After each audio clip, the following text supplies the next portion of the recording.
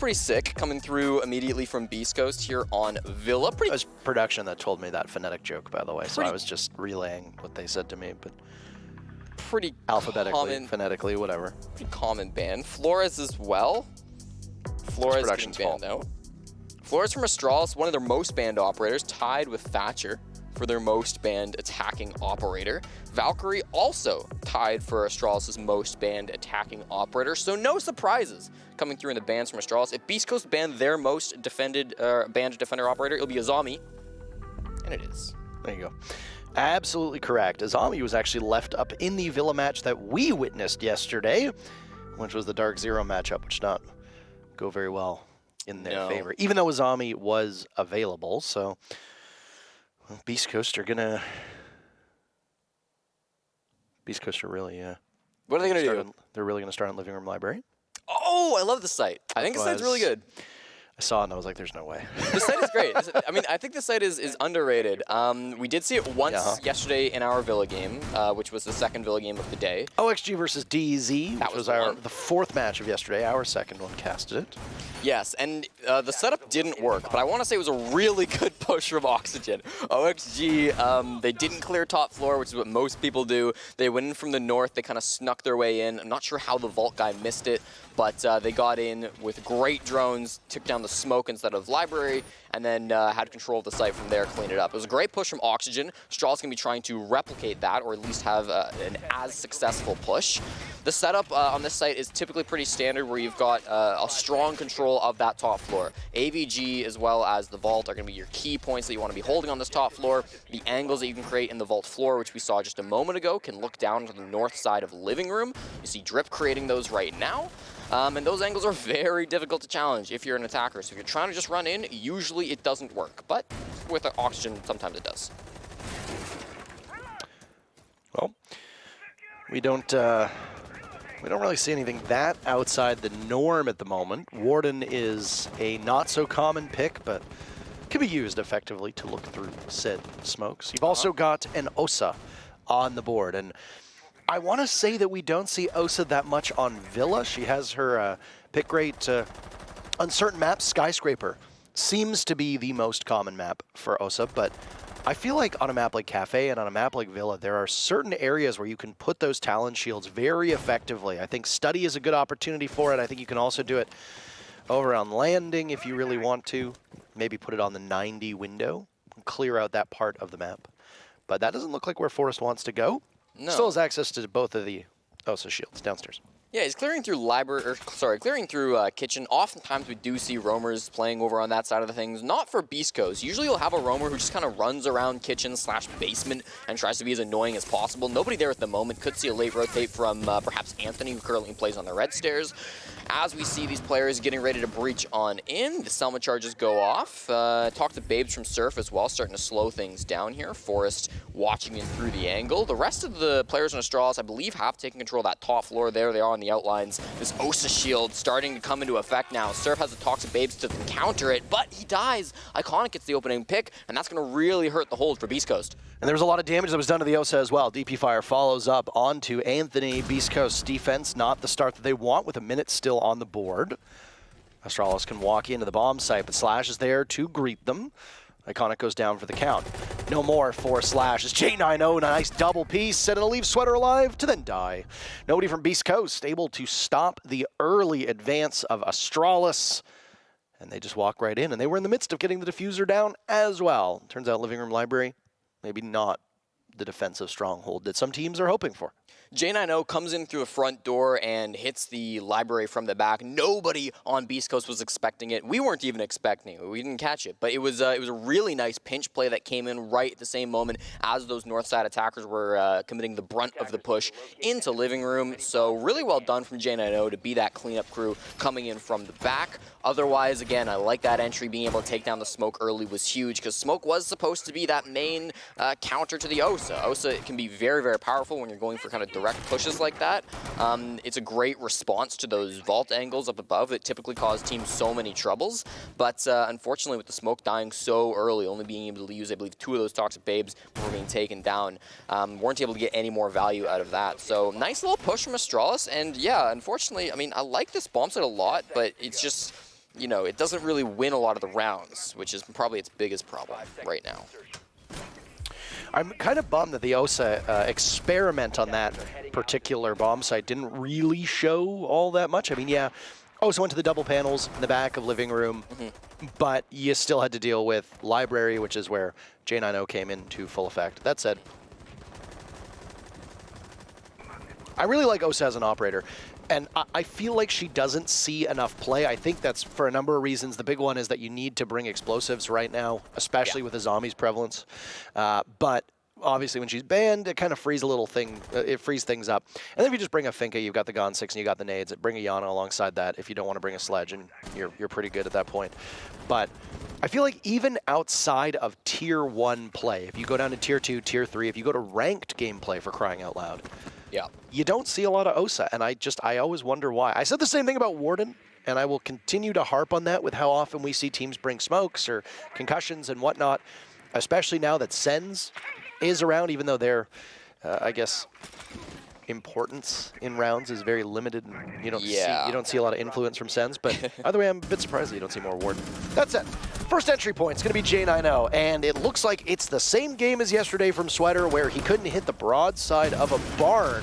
Suddenly, Sweater is losing his ones, and Astralis entry is good enough to give him the opening pick yet again. And they're going to continue to rack him up. Anthony dies second for the second round in a row. Forrest has gone to Slash, holding down this position by 90. The Alda in hand, lots of bullets to fly down that corridor.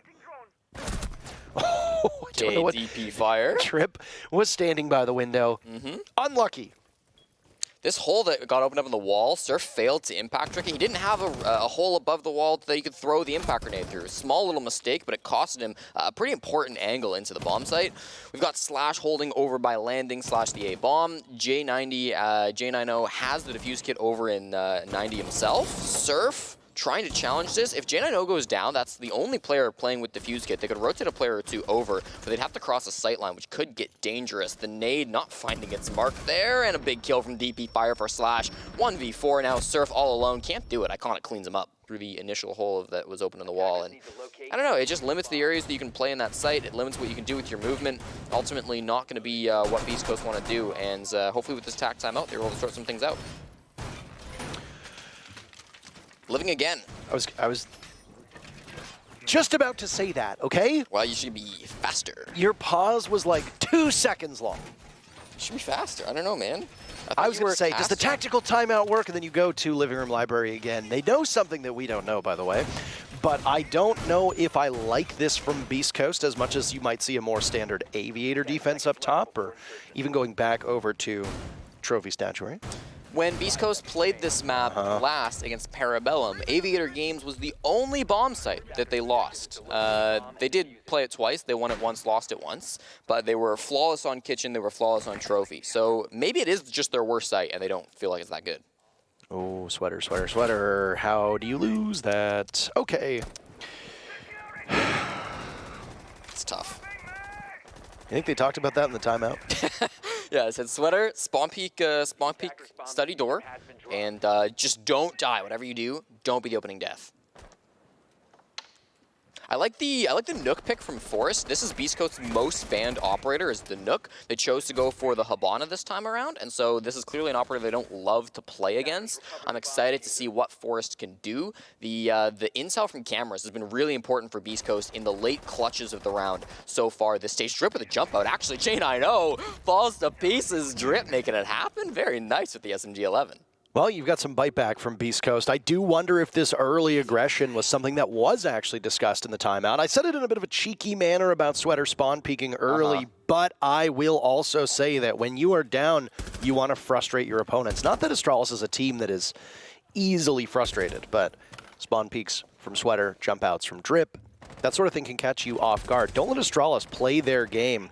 Anthony is very close to death, but he ends up winning the gunfight against Iconic. All right. That's a nice shot for him. Safely inside of bar. Watching intently. Slash now the one under fire, taking damage. I think that might have been a nade that was tossed out, but no, there's been no damage. So I'm actually quite curious unless that was just a single shot. Slash finished off. It was the Nook. Forrest as cheeky as ever. Now it's Anthony still in this position. Oh, Anthony goes huge with 3 kills. Still there. Suddenly the Nook. Forrest in a 1v3 all on his lonesome. and they'll hunt him for sport. Up on a cam, spotted. Where do you go? That's the real question. Nade available. It does not connect. Tough position to be in. No intel, no teammates, not a lot of hope. But still plenty of time left, Jesse. 1 minute to go. And you can continue to creep around until Surf finds you and gives Beast Coast the very first round as they get on the board. Anthony MGS has been one of the lowest rated players in the league this stage. He's currently 30 and 55 heading into this matchup, minus 25, 0.39 KPR. Again, one of the lowest in the league. The only person, or the only people I should say, that have worse stats right now than Anthony are two coaches that subbed in for games and Drip, his teammate. So it's not been a great stage for Anthony, but that was a fantastic play. Him roaming up on that top floor had a huge amount of impact, was trading his teammates really well at the start, and then playing that little rat corner just inside of the bar, doing a great job having a big kill there that really did equalize or tilt the numbers in their favor. So nice little play from Anthony. I'm glad to see him getting on the board. We never like to see players underperform, but certainly both Anthony and I would say Drip as well, having big plays that round, making things happen for Beast Coast, and well, starting this comeback from the 2-round deficit they initially started with. Who do you consider that guy? Well, community has spoken. That actually might be one of the most lopsided polls that we've seen in quite a while. You want to talk about Aviator in games now as it shows up for the 4th defense from Beast Coast? You talked about it earlier on, by the way, when I said, you know, why didn't they go to more normal site?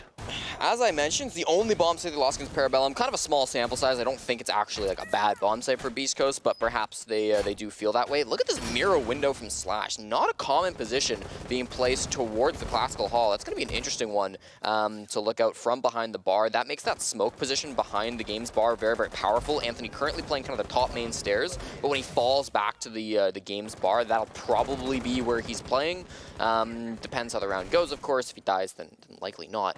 But yeah, it's a very strong site. Obviously, this is the primary for most teams. The fact that they're going to it for the first time in round 4, it means that if they win this, they will only be able to play it once this half. They will not get another chance on it. So they better be confident here.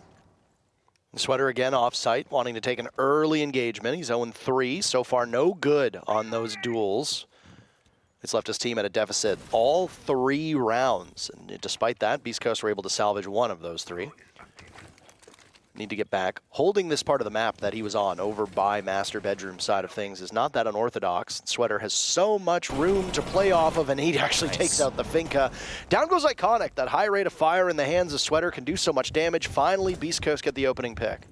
Many people say Sweater is better, and over this week, that has not been the case. Sweater's had a rough game yesterday and didn't start too hot here on Villa, but that's a nice pick to open things up for Beast Coast, get them that man advantage. C4 from Drip doesn't follow up for anything. Forrest has the defuse kit on that window, and now it's dropped to the floor. Sweater, once again, proving he's better. All of a sudden coming alive in round number 4. Is it a kitten game that we're about to see? No Kitten Coast this time around, but I don't think he's wearing a collar nor the cat ears. Not today. Doesn't seem to matter. He's powering up. Forrest and Iconic, the 2 players for Astralis, who have led the way in terms of the standings for this team over the last 2 stages, are no more. Astralis have their clutches around the bomb site. Their focus will be over towards 90 and the back of gaming, which is exactly where they are at the moment. Down goes J90 to Drip. Suddenly, Beast Coast have found some new motivation. Out goes a nade, and a flawless round could be had if Shuttle is incapable of getting a single kill. Punishes none other than Anthony before getting taken out himself. And Beast Coast, after the timeout, have matched Astralis' tally beforehand. Mark seemingly knowing that it was the right time to call it for his team, and we have a 2-2 ball game. So obviously Sweater's going to get a lot of credit in that round, and rightfully so. That second kill was so important because it killed the guy that was on the 90 window. It killed Forrest, who then dropped the defuse kit to the ground. It meant it was outside. Nobody was really in a position to go pick it up. They didn't grab it for the entire rest of the round. So that was a big, important kill from Beast Coast. And then following that, they just kind of kept swinging. Drip swung the study doorway for the 3rd kill on the round. Anthony swung 90 for the 4th kill on the round. And then it was just one more guy in 90 who was trying to clean up following that. Got the trade on Anthony, but ultimately the numbers of disadvantage was too powerful. So I'm kind of of two minds about this because I do like, I mean, it worked out for Beast Coast, the fact they kept on swinging. Typically in a 5v3, that's when you want to play a little bit more reserve. That's when you want to kind of stop those swings. But for Beast Coast, it worked out. And I do think, like, if you're in your opponent's heads, if Astralis are not going to be expecting these types of plays, then hey, go for it until it stops working. I just hope that this isn't the entire game plan for the entire match, and that if Astralis start to counter those swings, Beast Coast are ready for it, they adapt, and they kind of slow down with that play. Well, we'll see. I mean, having a big game from Sweater, I think, is the win condition for Beast Coast. Not to throw shade onto this roster, but when you look at the landscape of the North American League, there are some teams that are more top-heavy than others, and I think Beast Coast is among the toppest, heaviest teams of them all. And that's a term that I will use and is not an actual term that others not normal. a word. Yeah, well, I mean, it would be two words. Toppest and heaviest are separate words. Okay. Again, byproduct of the Alberta education system, we understand. Anywho.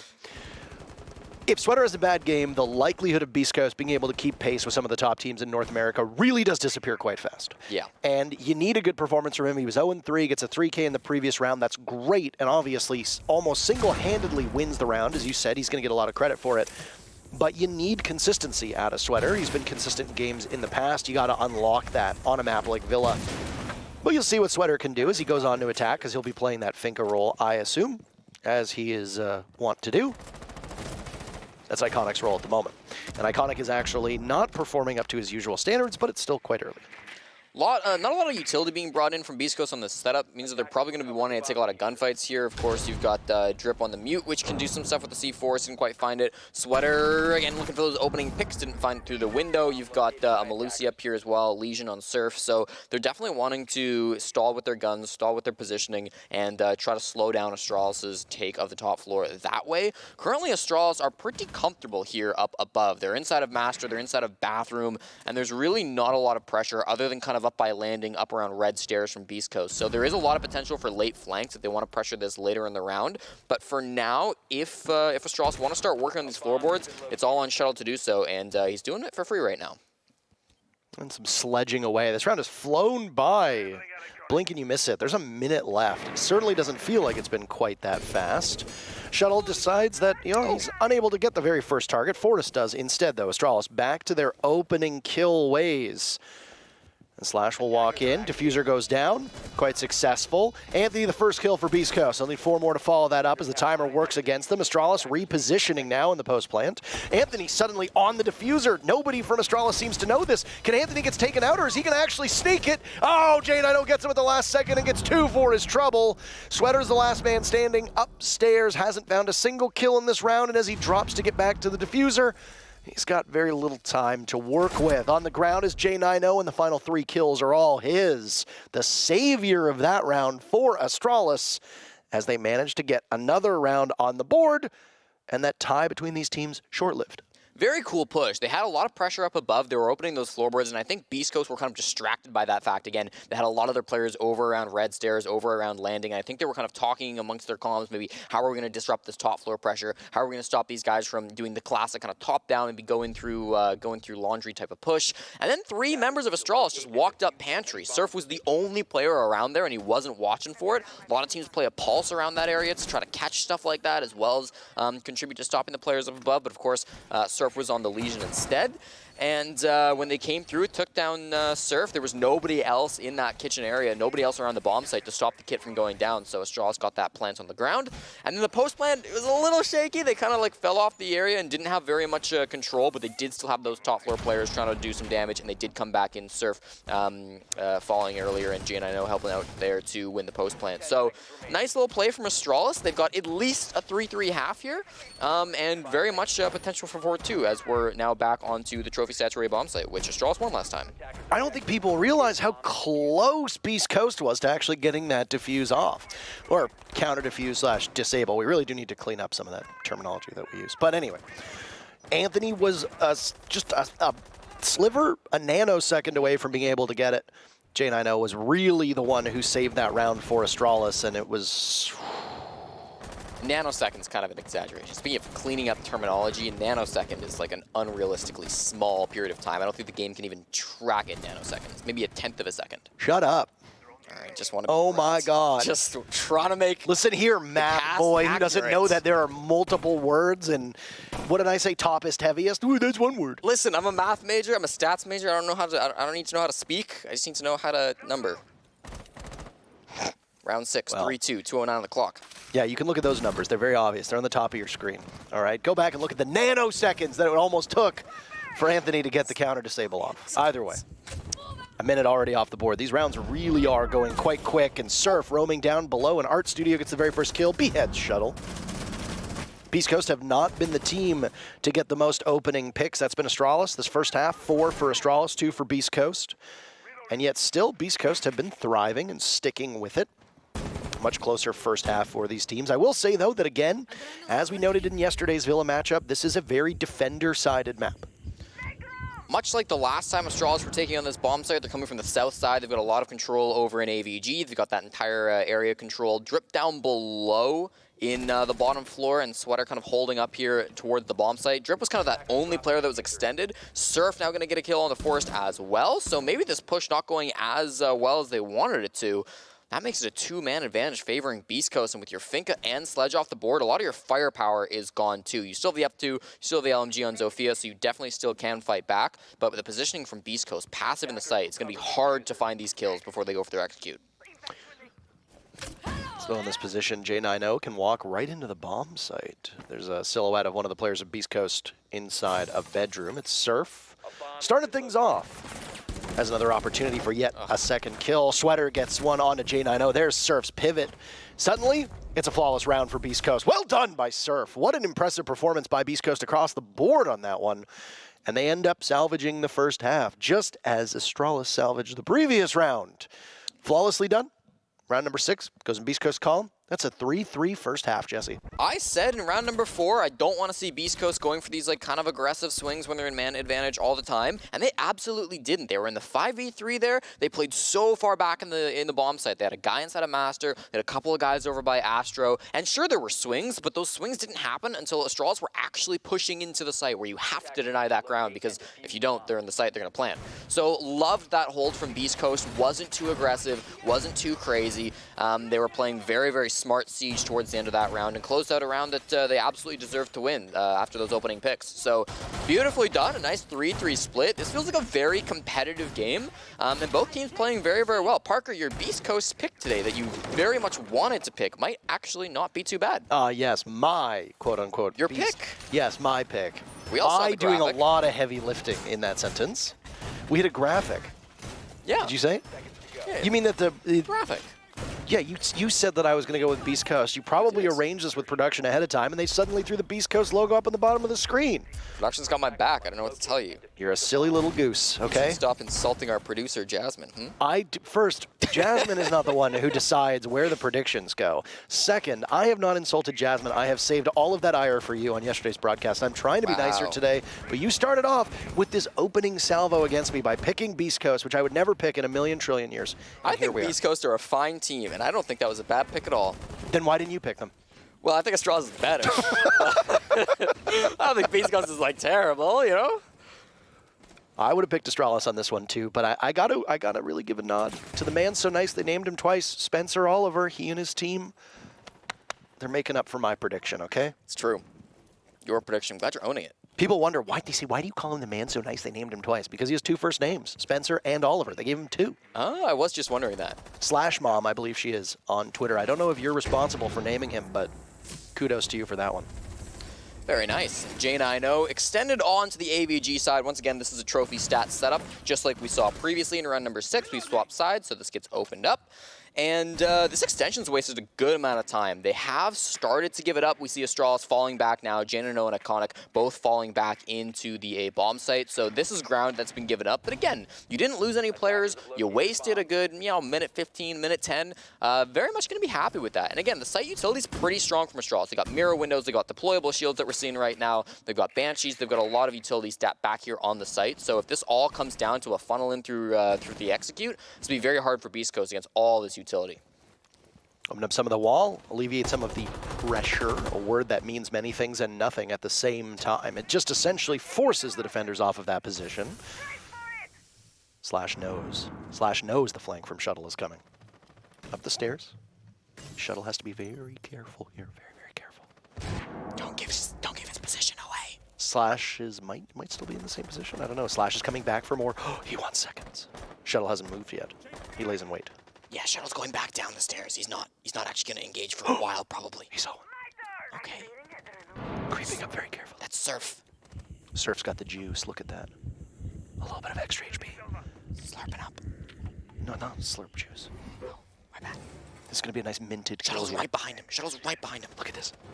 Uh-oh. Nobody cares. Uh-oh. Shuttle needs to go, but where is he? He's dead. Oh, good. Down goes Surf. First kill goes to Astralis. Stands her back immediately. Beast Coast guns finding their marks. 30 seconds left, and all of a sudden the kill feed is lighting up. Just like fireworks on the 4th of July. Diffuser being planted by Drip. Sweater tosses out a nade for some area denial. Nice shot by Drip as he falls off of the diffuser. Guess who's the last one alive? DP Fire. Back up Astro stairs. Now Sweater the one to take a ton of damage. DP Fire will need some crafty shooting as the diffuser goes down, and both players from Beast Coast are in great positions. DP Fire sees one lighting up Sweater. Just a single point of HP. One Adrenal Surge still left.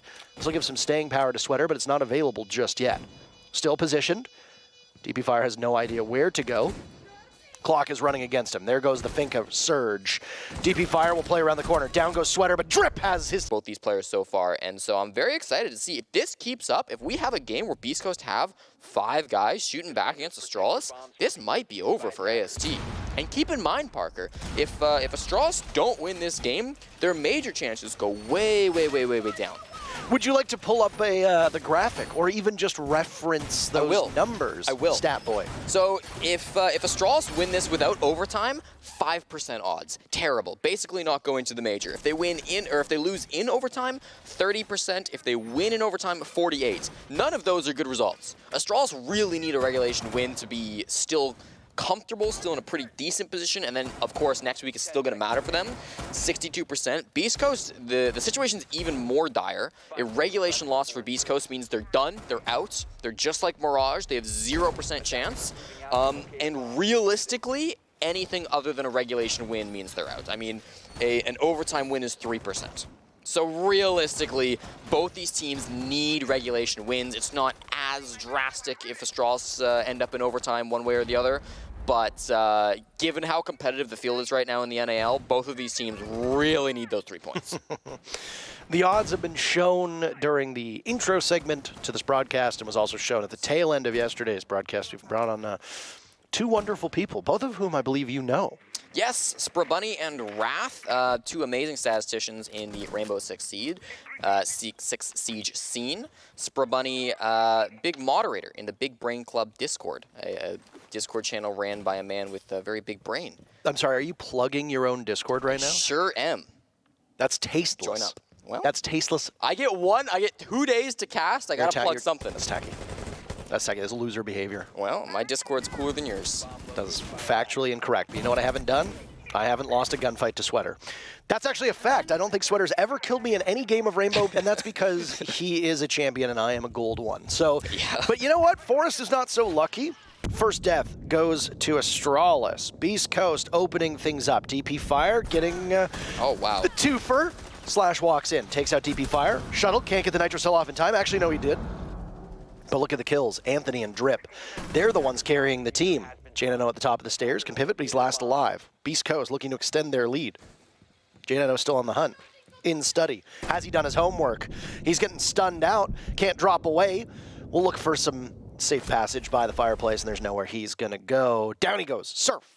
The waves are too strong. Slash is fired up. I haven't seen Slash that red since the Rogue days. Yeah. Beast Coast are looking really good this game. To be fair, Slash has been babysitting on almost all of his teams post-Rogue. All the teams Slash was on, with the exception, I think, of like OXG. All the teams that Slash was on were all filled with youngsters. This time around, still babysitting, by the way. Yes. He is the father figure on the team. Either way, Beast Coast up 5-3, excelling on this attacker side of Villa as of right now. Yeah, I think that round they really were just like willing to take a lot of gunfights. They managed to hold that W, got a lot of those kills early. It wasn't really focused around the execute. Wasn't a big utility round. There was a big there was a C4 that was nice, but ultimately Astralis just losing in a lot of those close range gunfights. And Beast Coast, I mean, this is that confidence that we've talked about a little bit in the past, right? We've talked about with players like Newers who've used that confidence to be so strong in the league so far. I think we're seeing that from Beast Coast. It's very clear that mentally they're in this matchup. I don't know that that's been true for all of their games. They lost to Mirage. I think that Beast Coast right now in this matchup are firing on all cylinders. It feels like they're having a good time. Vibes win games, and I think that's especially true for a team like Astralis. I feel like it's especially true for a team like Beast Coast, and right now BC have the vibes. I feel silly making that comment about how, oh, Beast Coast is so top-heavy, because statistically, the worst player in the league who's not a coach heading into this game was Drip. Yep. And now he's lighting it up. Yeah. He has a diffuser planted, almost had another diffuser planted. He's top fragging. He is top fragging. That is indeed correct. Good for him. And good for Beast Coast. Ideally, for both of these teams, you want to win Astralis. We might not see them at the major, and we might not see Dark Zero at the major either, which is just so perplexing. Imagine the two teams that finished at the finals of the Charlotte Major would not be present for Berlin, and again, just shows you that it is very tight here in the North American League. I do want to note one thing. Sweater on the Finca, now obviously on the Twitch. Oh yes. We talked about how Finca can be so critical. Drip, first kill onto Iconic. The Thorn down. Right. Iconic is not having a very good game at all. 3 kills, 7 deaths. Drip is just a man on a mission today. But yesterday, you did get subtweeted a little bit. Did I? Because you made the mistake of criticizing Pan Bazoo after he had been put on Finca, and you got chewed out on Twitter for it. It's a trade back and forth from both Shuttle and Sweater. J9O gone, Slash is done. Still an advantage in favor of Beast Coast as they look to continue this entry towards Kitchen. But I just wanted to say, there's a lot of credibility here too. Somebody goes on to Finca and suddenly they light up the scoreboard. Yeah. I'm not going to subtweet you. I'm just going to make fun of you on a broadcast, but it's fine. I mean, listen, Finca's still a very strong op, and whether you need the LMG or not, the best players play Finca, and that's just where the meta's at right now. Pamba, I think, did great with the operator. Eventually, you know, once he got onto the attacking side, started to light up a little bit more. And for Beast Coast, we're seeing that as well. Once they switch over to attack, they're starting to really light things up. The attackers in Rainbow Six Siege have better guns than the defenders. Just in general, that tends to be what we see. What are you talking about? You mean you don't like that 2 potentially meta defenders might be running the Roni, and then another 2 meta defenders will be running the SMG-11? What's wrong with that? Hey, Roni's a good gun. I will defend the Roni, but SMG-11 is not something I use very well, I'll say that. But I don't know if Anthony stunned himself or was a victim of the Gizmat from DP Fire's Ella, but either way, a little bit of a stun going on over by Bike. Astralis are just holding on to this position, still at a numbers disadvantage. There are frost mats on the board, and they become infinitely more deadly as the time goes on. Surf and pick on the forest. So those frost mats will be the 3rd, 4th, and 5th man for Astralis, as it's a 2v4. Diffuser getting planted by Drip. He's already got a kill in the round, and now looking for the execute to go forward. Shuttle will close in on him, and not fast enough, though. Shuttle gets taken down. Suddenly, it's DP Fire in a 1v2 with Beast Coast waiting out the clock, and nothing will happen as Sweater unleashes the beast. It was a drip or drown round, and guess what? Astralis, they drowned. Match point for Beast Coast. That was such a close round because he killed the planter.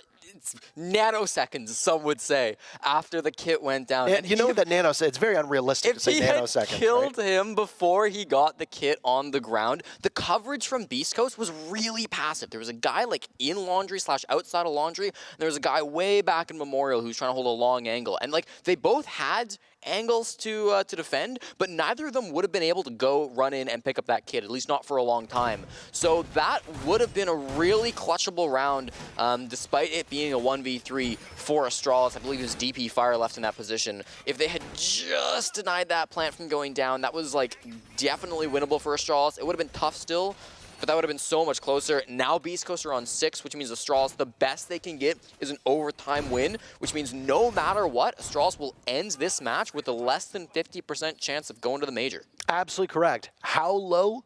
Well, only 48%. Technically, still below 50%, but not that dire. It will be out of their hands, effectively, at that point. A regulation loss, 5%. Yikes. That's not good. Yikes. So if you're Astralis, you need to win the next 3 rounds in a row, go to overtime, and then come what may, a victory or a loss, doesn't matter. A regulation loss for Astralis effectively dooms their chances. Not totally dooming them, but then they will be at the mercy of others and could potentially be knocked out today, depending on what we see from the other teams towards the top of the standings. Beast Coast, a victory in regulation, gives them only 28%. So they will still be on the outside looking in with a very low probability of making it to Berlin. Essentially, Beast Coast are fighting for the perfect storm to happen at the top of the standings, but also playing spoiler to Astralis. Yeah, I mean, Beast Coast, if they win this regulation, about 1-4. Not terrible, especially if they win their next game next week.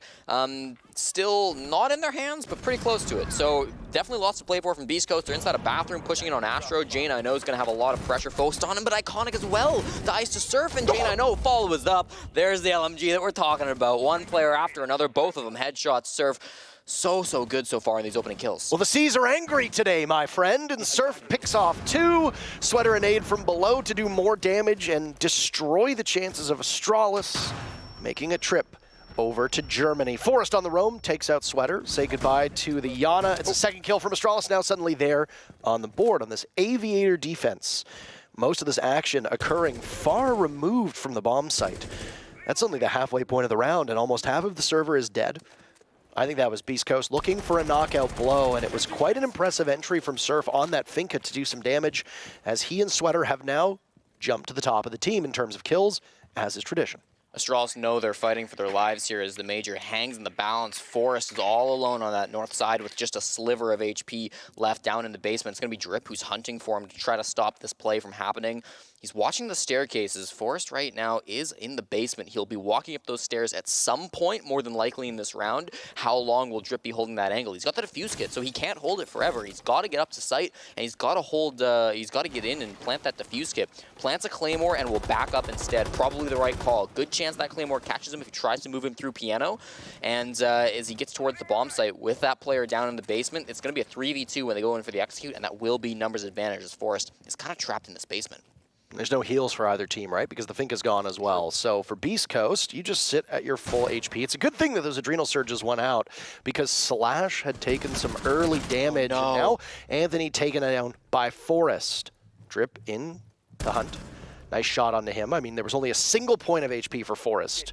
Anybody could have really made that shot, but Drip makes it count the most. All 3 players from Beast Coast at the top sitting on 9 kills. They'll need some more. Drip taken out by a Nitro Cell. It'll be all on the shoulders of Slash to clutch. He doesn't have much information. Out goes the grenade, and he walks into a crossfire. Astralis keep their chances alive with their 4th round. They've got 2 more to go if they want to realistically go to Berlin, go to the Major, and defeat Beast Coast in overtime. I hate to suck hype out of a room, but Shuttle almost had no way of losing that 2v2 with his team. He had the C4 perfectly lined up. It was in his hand the entire time. He was just waiting for that plant to start. It's pretty hard to mess that one up. He tossed it out, did great, exploded it, killed the planter, and then they played the crossfire really nicely into 2v2. I think before that 2v2, it was definitely a scary situation. The fact that they let a player survive down in the basement for so long, they knew he was there. They knew he was lurking down in the basement, and he still got the kill on Anthony. Was very, very scary. But ultimately, Drip got that trade. They were able to push back on the top floor, and they had that 2v2. But ultimately, it is the start of the comeback for Astralis, potentially. 4-6. This is okay. This is okay. We've talked a lot about the 2 top players for Beast Coast. Drip now joining them, as was pointed out. 9 kills between Sweater, Drip, and Surf apiece. 27 in total, not too bad.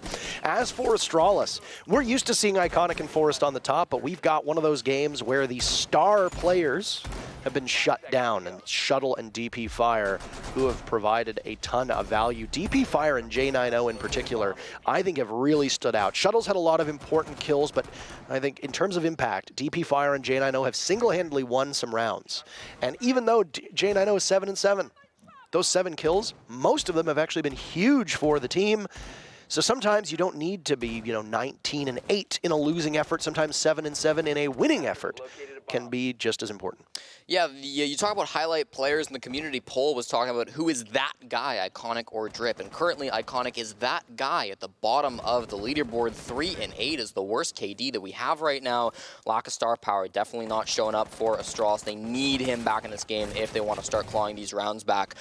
He's going to be playing Iconic by himself, kind of over down in, I believe he's down like boot room right now. Yeah, living room over there on the bottom floor, not engaging with anybody at the moment. Surf perhaps at one point in this round will fight him, but currently the action's kind of happening over around those Astro windows, around the bathroom windows. It doesn't look like it's going to be a game side takeover. It seems like Beast Coast just want to take this simply through the Master and Astro side. Get some information, that nade from below. There's a good conversation on the Reddit about why we refer to them as depth charges, even though a depth charge is actually dropped from above down below, but this one it lies in the deep. It's just a different type of, I guess, like mental illustration and imagery. I like it. It came from Lycan, by the way, who used to be in the Navy. I'm sure he knows what depth charges actually are. Probably more than most of us do. Either way, that nade from below does not go off. More of a focus now from the attacking lineup of Beast Coast on to the side of Master as Iconic roams very deep down below, and he heads to the basement. Perfect time to do so as you can retake the bomb site with a minute to go. The Alibi is a 3-speed operator, very mobile, high rate of fire. Iconic can do some serious damage if there's no dedicated flank watch from Beast Coast. Sweater dies first, but it's traded off right away. DP Fire is not able to do too much. Drip dies, and that means that the diffuser drops for Beast Coast. Astralis with the advantage at the moment. Iconic's going to walk up those Astro stairs and take down Anthony. Very nicely done. JNNO with another one. Surface chasing behind Iconic, though. He's going to walk up behind him and likely find this kill, unless Iconic's looking back. They don't know where he's at. One for free, but it's so hard, and he doesn't do any more than that. Downed. Just disrespect. That is disgusting.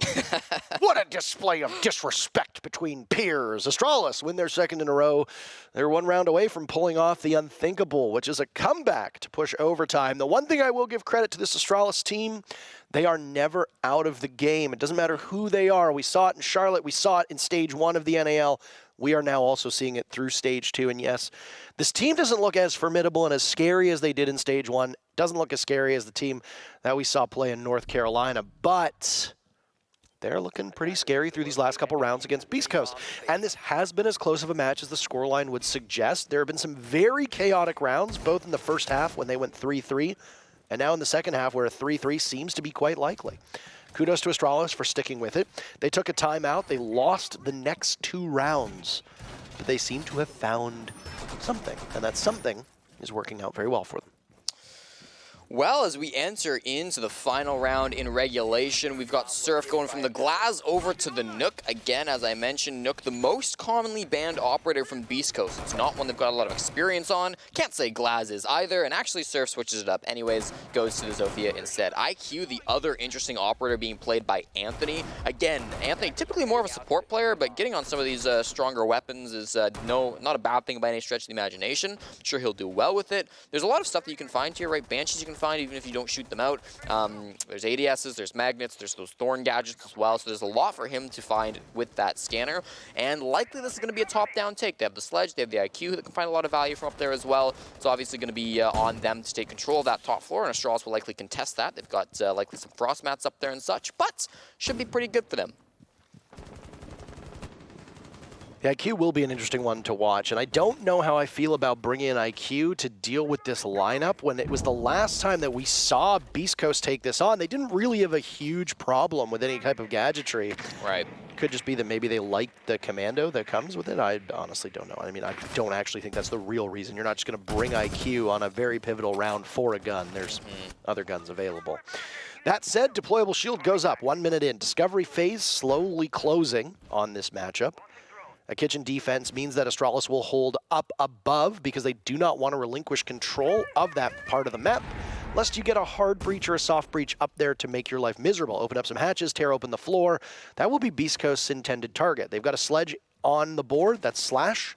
Hasn't had statistically the best game, but his leadership hopefully paying dividends for this Beast Coast team that is 90 seconds away from potentially ending Astralis' hopes of going to Berlin.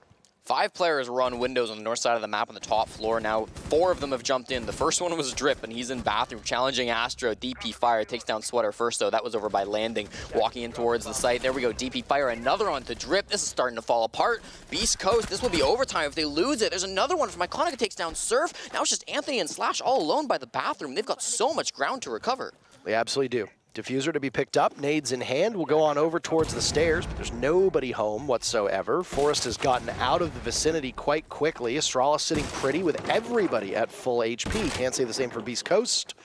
as Anthony's taken a little bit of damage. This is the soft destruction that we spoke of, but you typically don't want that to be the only thing you have going in your favor at the moment. If you look at the lineup from Beast Coast, that's exactly it. They've lost their 3 most potent threats on the scoreboard. Leaves this wrecking crew from above. Diffuser will be shepherded in by Slash. You expect Anthony to cover, but there are 4 players from Astralis who will be out for blood, and none of them are going to give an early pick. We've talked a lot about patience from Astralis. It's showing up in spades. One of the players might be doomed. Slash pulls off the nade. Iconic drops Anthony. Can Slash pull off a single kill? Yes, he can on the Forest. 2 more to go, and it's Iconic to hold both positions. Astralis go to overtime against Beast Coast. Both teams guaranteed a single point. That does kind of muddy the waters when it comes to the major. But right now, the focus is a victory for either team. They're 2 rounds, potentially 3 rounds away from crowning a winner again. I noticed when they just dropped down to 2 players that it didn't look like they were playing with a lot of intel. They couldn't tell who else was up on the top floor with them. They didn't know where those defending players were when they were opening the floorboards. And I looked at the drone count. A single drone still alive for Beast Coast when they were in that 2-man position at the very start of it. And it wasn't on either of the living players. So it wasn't being able to drive it around. They couldn't move it wherever it was on the round. It might have even just been outside, right? We don't know where it was. So it wasn't finding them any impact, or it was finding them very little impact, if at all. That's a lack of intel that's definitely going to hurt Beast Coast in these late rounds where they're trying to hunt down those kills. I think they used a lot of them when they were kind of outside on the windows. They had 3 players in the master windows, 1 player on Astro window, and 1 player on the bathroom window. A lot of them were droning. They were trying to gather that intel, but the problem is once they were into the building, once they were going for those kills, the drones were all already dead. So they didn't really have that intel to know where players would be swinging them from. They got caught off guard, and they lost a bunch of their teams. So tough one for Beast Coast. They're going to move to defense, though, and hopefully, for their sake, this can be a bit of a stronger side for them because they were really slipping. 3 losses in a row on attack for Beast Coast. And after seeing some pretty solid attacks, after seeing some great rounds, it did hurt to see those last 3. Well, they lost momentum. In terms of that second half, by the way, Astralis dominating in the opening pick. By my count, Beast Coast only had the first pick in a single round. There were 2 trades, and then Astralis had 3 opening duels breaking in their favor. So I don't want to say that's a dominant first half, but those are some good numbers for you when starting this off. Forest on this Nook yet again now as we get underway with the first round of overtime. Logic Bomb has already been called, and Forest is on the hunt, but he pulls trigger a little bit too early. DP fire the first pick. Down goes Sweater, that potent force that we talked about before. No more. Last Logic Bomb goes off, and Astralis capitalizes off of this entry very quickly. 50 seconds into the round, and 2 kills for the team born in the stars, leaving Beast Coast in a perilously bad position. The teamwork was there from Astralis. It wasn't for Beast Coast. Force and DP fire, pinching that trophy statuary side of the bomb site, and then Sweater and Surf, 2 disconnected. Sweater dies first. The trade from Surf is attempted far too late. He ends up dying. Now it's a 5v3. Beast Coast at this point are looking very, very rough. They've got Toxic Babes, but those are only going to deny for so long. They know this. They're going for swings, but Astralis are expecting it, despite the intel on the side of Beast Coast. These swings, I mean, they are so hard to accomplish, especially long range with the SMG-11. Shout out to Anthony for giving it a shot, but he's just wasted 3 Toxic Babes in his pocket, and now it's going to be even more dire for Beast Coast. Not exactly the spot they want to find themselves in, especially with how low Drip is, and Slash is not at full HP either, yet there's not been a single lick of damage to Astralis. We've seen 1 flawless so far. It was Beast Coast all the way back in round number 6. Will 1 follow from Astralis' side of things? Kind of looks like it here. Drip's going to try to make a play main stairs. His last play didn't quite work out. Both Forest and Iconic are holding this angle, though, and he gets down from above anyways. It doesn't really matter who's below. It's the study window. J9-0, 1v5. Slash to be the best clutch of his career if he got it. He's had some pretty good, Slash had some pretty good clutches. Shuttle a team kill, so technically it might not be flawless. I mean, I'm still going to give it to them anyway. Yeah. Because of the fact that Slash didn't get a single kill. Nobody on Beast Coast got a pick. Slash tried his best, but couldn't pull it off. I also want to say now, as Astralis moves to match point, just issue a small correction. I had my numbers flipped around. Beast Coast actually did better on opening picks in that second round, or the second half. That's it. Doesn't really matter either way. That round, Astralis gets the opening pick, snowballs. I'm going to consider it a flawless because the only death came from the hands of somebody from Astralis. I don't know how it works stats-wise. That would not be a flawless stats-wise, so the stats people will I'm going to give it to him anyway. Okay, sure. I mean, your stats don't matter. Nobody tracks those, so it's fine. Those are my own stats. Yeah. Those are stats that I can talk to you, the listener. We don't need to rap about them. We don't need to whisper about them. None of that funny stuff. I guess you could consider it wasn't flawless because one of them did die. But either way, not a single kill from Killless round. There you go. Killless round from Beast Coast. Funny that. Back to Aviator we will go. Yeah, Aviator games coming in from Astralis. Keep in mind, Astralis, the second best defending team in the league right now. 58% is quite high for them. It was their attacks that did them so well at the Charlotte Major, very similar to Dark Zero, but it's been defense this stage has been good for them, of course, with a 3-3 split. Both the percentages are going to average out a little bit for Astralis. Beast Coast definitely need to turn something around. They've lost 3 attacks in a row, plus an extra defense means that this is match point for Astralis. They've got the mirror window still being set up inside of AVG. Shuttle putting the last one in just now. So look over towards Steady Side, extremely common from him, nothing out of the ordinary there. I'm excited to see maybe what these roamers are able to do. Forest on the Legion can be a bit of a scary operator, but it's Iconic who's a little bit more extended towards the north side. And Sweater searching for an opening pick. He's gone a little bit quiet. Was, I think, 9-5 at one point, 0-4 since then. Again, we talk about this team being a bit top-heavy. Surf and Drip have only found 2 kills since we referenced their stats many rounds ago. That's not good enough. The supporting cast from Beast Coast has not been able to pick up the pace. That leaves you in a major deficit, especially against an Astralis team that has powered up themselves. Iconic has closed the gap on his bad early game, as has Forest, who's now drawn even. The only player on the entire team who's actually in the negatives is Iconic, and he's a -2 right now. And he was much worse earlier. He was like 3-8 or 3-7 or something like that, which is not an ideal spot for one of your star players to be in either way. He's recovered, and that's what's important, right? He's definitely been coming alive these last couple of rounds, so it's nice to see that from him. Lots of work being done from Beast Coast down below. Popping open that mirror window is huge. Going to be opening up a sight line basically for free. You don't need to use hard breach for that. It's just going to be given to you. Now it's a 2-way angle instead of a 1-way sight line. We've got Shuttle top and main stairs. You're going to be trying to coordinate with those players inside of Aviator to try to make a crossfire. DP fire here as well to use those toxic babes. They're stalling quite well here, but this is wasting a lot of utility that's not going to be available for them later in the push. Those are the ADSs going off. Nice. Shotgun out. Nicely played by DP Fire. Sweater down, but able to bring himself back to life. And it's going to be a risky gamble from Shuttle, but it pays off at least for a single kill, not for more than that. Anthony answers back. Suddenly, it's just flurry of blue and orange on the top right of your screen, leaving us into a 3v2. But with J90 down, technically a 2v2. J90 recovered, so now there you go. Advantage goes for Astralis. Beast Coast fighting for their lives in this matchup. It's Drip and Surf. That's it. That's all you can go for. J90 holding inside a vault, 40 seconds left. It's a long angle. Drip walks in. Does he know that there's somebody inside a vault? Drip spraying in either direction. Surf to watch his back. Diffuser still in the hands of Drip. He gets a kill onto J90. Could potentially go for the plant. He'll do just that. Bullets will whiz over the head, but actually connect. No impact to follow up. That leaves Surf to clutch out in a 1v2 against Iconic and Forest. He has an idea of where they may be, but an idea is only so good. You need to find those targets. To retrieve Drip, there's Forest to walk right in and get the final kill for Beast Coast. Against Beast Coast, and Astralis takes a big victory. Their chances still alive, but not as good as it would have been in regulation. 8-6. The scoreline for Astralis. The map's plant spot from Drip, not the play. If he'd gone over to the ball,